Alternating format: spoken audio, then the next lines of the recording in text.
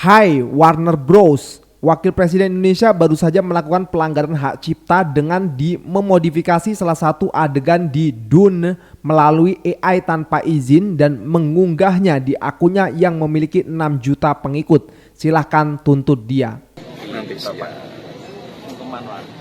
Nanti siang. Ya. Ada info Pak, Presiden juga mau ke Solo. Ya. Nanti dilihat saja ya. TNI selalu di hati kami. Ini bentuk kekuasaan bukan cuma mengabaikan kritik publik, tapi dengan sengaja mengeksploitasi kemiskinan.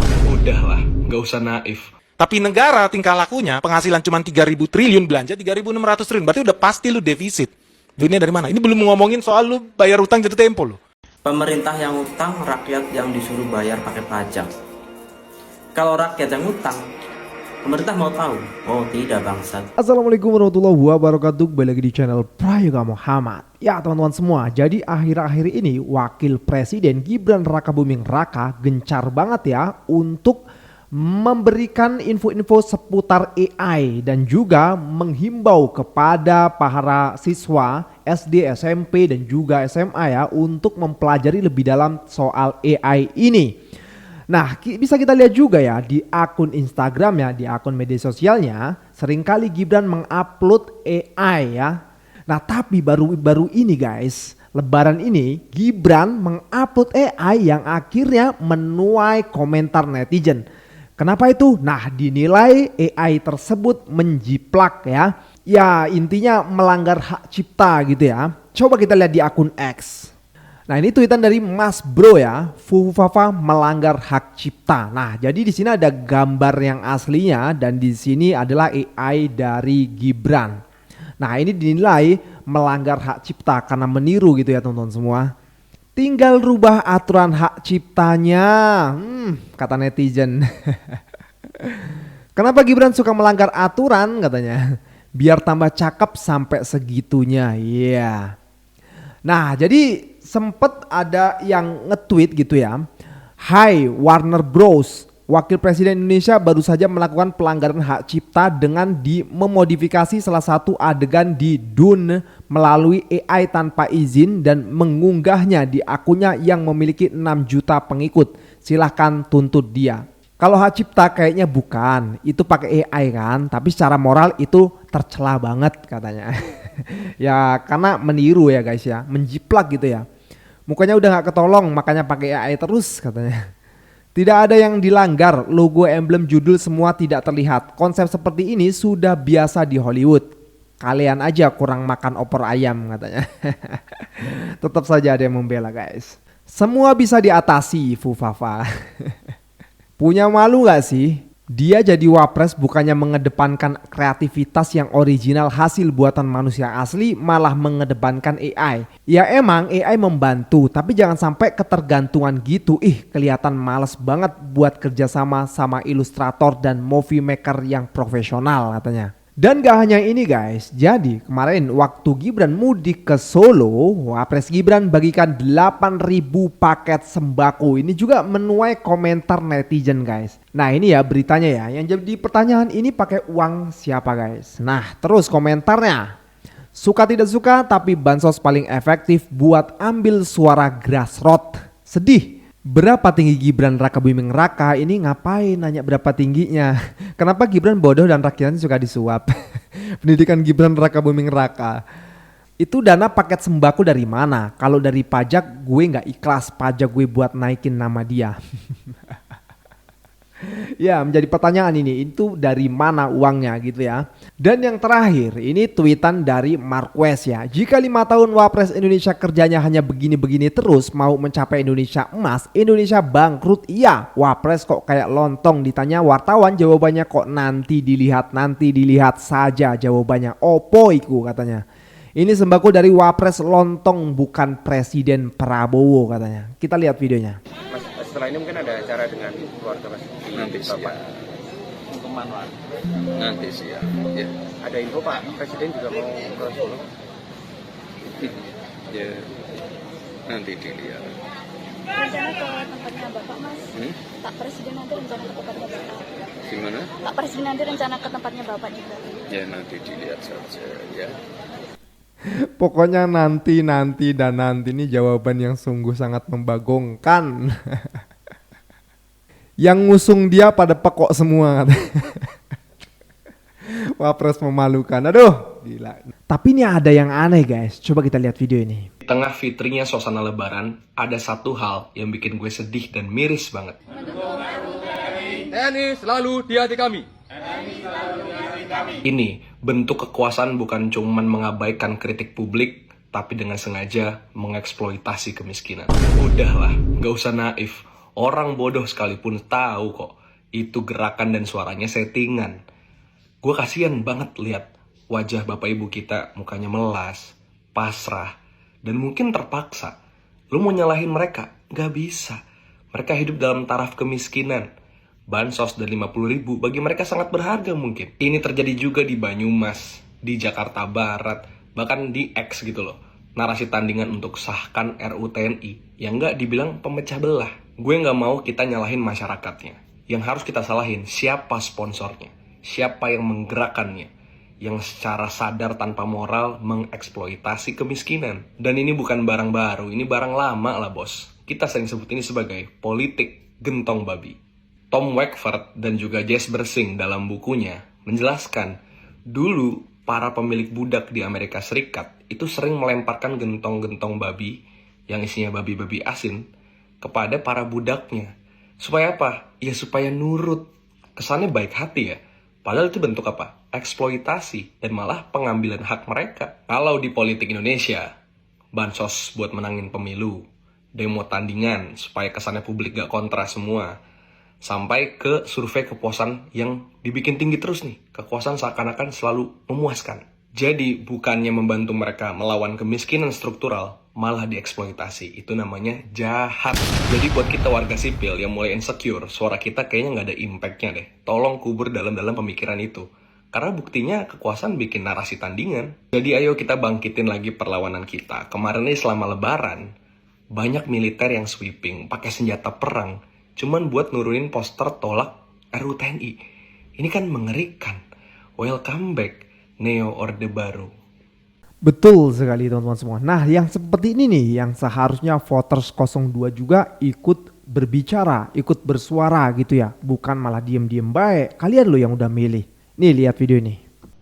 Sama mbak, kami juga udah muak banget sama pendukungnya 02 atau 58% yang masih aja ngotot belain presiden pilihannya meskipun kebijakannya bobrok.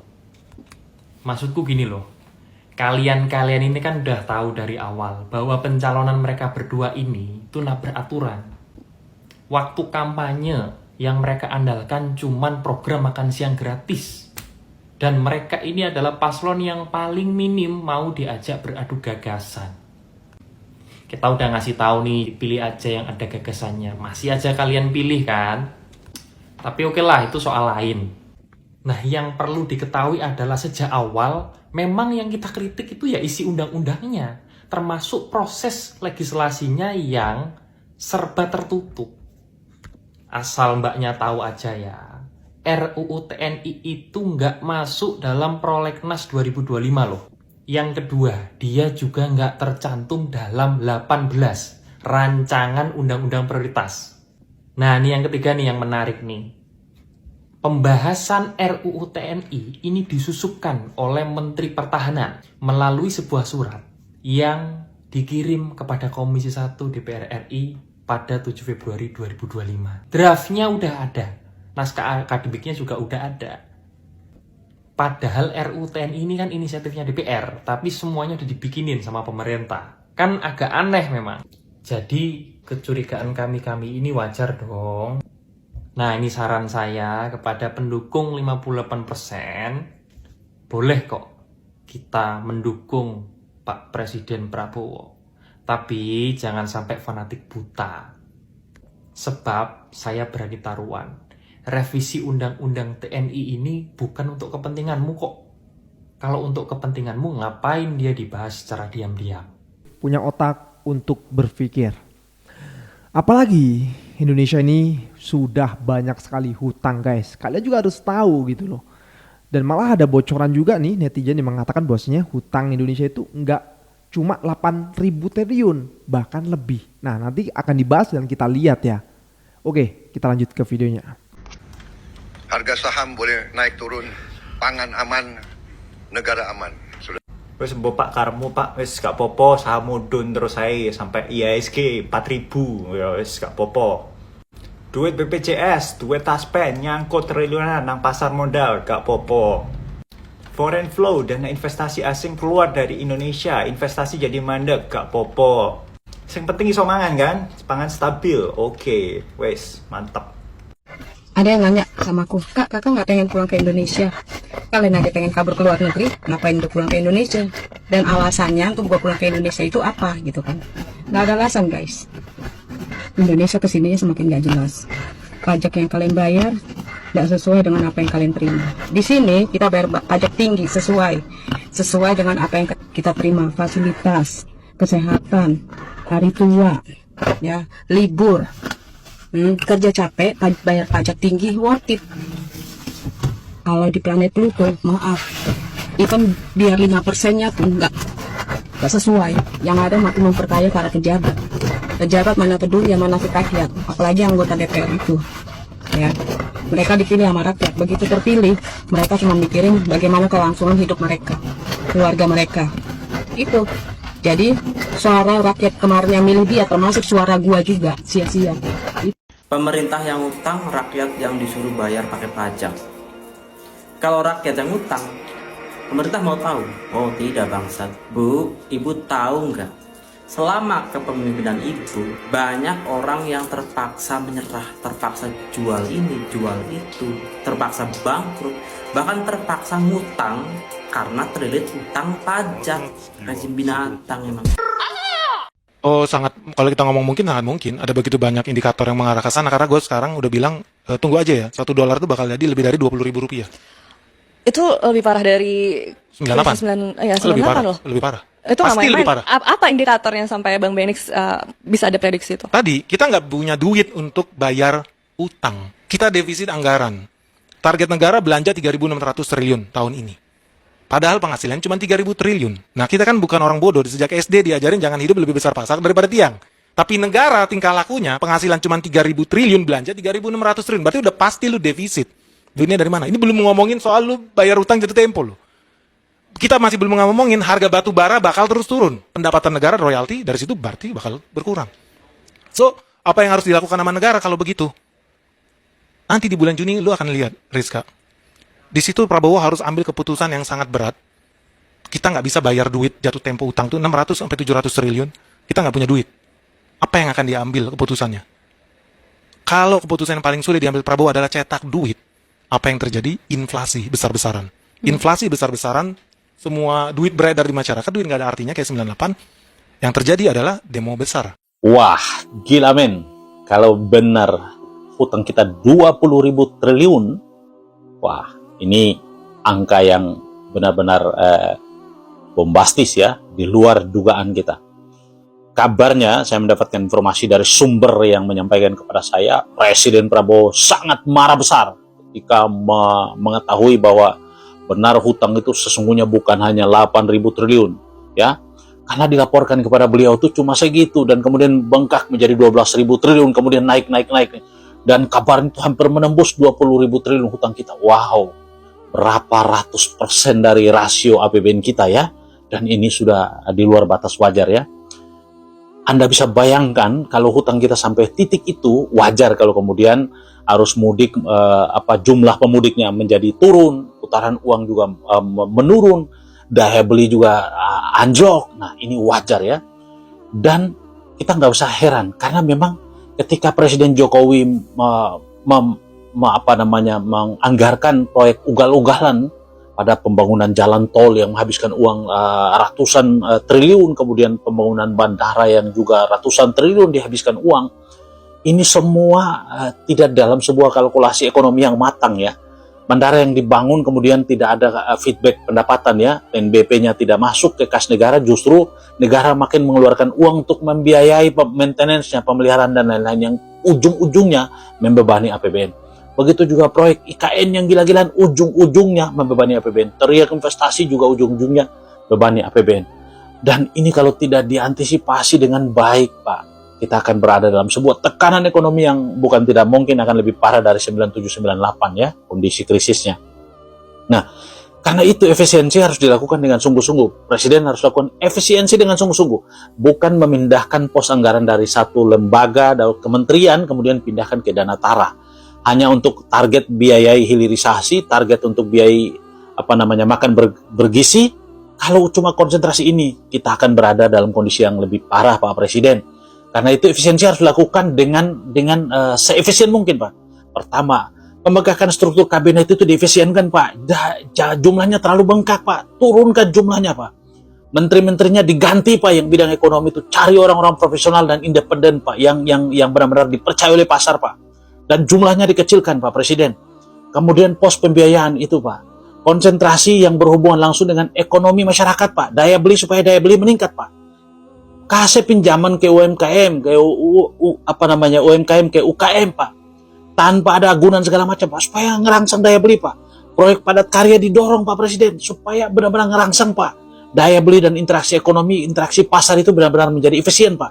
Menjadi menggerakkan sektor ekonomi real, Pak. Kalau itu dilakukan, Pak. Tapi kalau Bapak konsentrasi makan bergizi gratis, hilirisasi, Pak. Dan Bapak lakukan efisiensi dengan cara ini, Pak. Belanja publik Bapak turunkan, Pak. Belanja konsumsi Bapak turunkan. Dari pemerintah Bapak turunkan, Pak. Masyarakat akan tertekan, Pak. Bapak lihat, Pak, pendapatan sektor swasta itu, Pak, turun, Pak. Begitu berpengaruh juga pada daya beli masyarakat, Pak. Dan semua ini tertekan, Pak. Efisiensi kalau dilakukan dengan cara ini, Pak, kita tidak akan berada dalam satu situasi yang baik, Pak Presiden. Coba Bapak pikirkan sekali lagi, Pak. Harus efisiensi dengan sungguh-sungguh, Pak. Bapak harus hentikan tuh pejabat yang sudah menjadi menteri, wakil menteri, jadi komisaris lagi, jadi direksi lagi di BUMN segala macam, Pak. Staf ahli di menteri-menteri di kementerian itu terlalu banyak, Pak. Ini dipangkas semua, Pak. Supaya anggarannya benar-benar efisien, Pak. Dan jumlahnya dibatasi, Pak. Kalau enggak, kita hanya menghabiskan uang untuk membiayai mereka yang tidak produktif, Pak. Menteri-menteri ekonomi itu, Pak, ganti, Pak. Cari orang-orang yang hebat, Pak. Supaya bisa menopang kerja Bapak. Kalau tidak, Pak, kita berada dalam sebuah tekanan ekonomi yang luar biasa, Pak.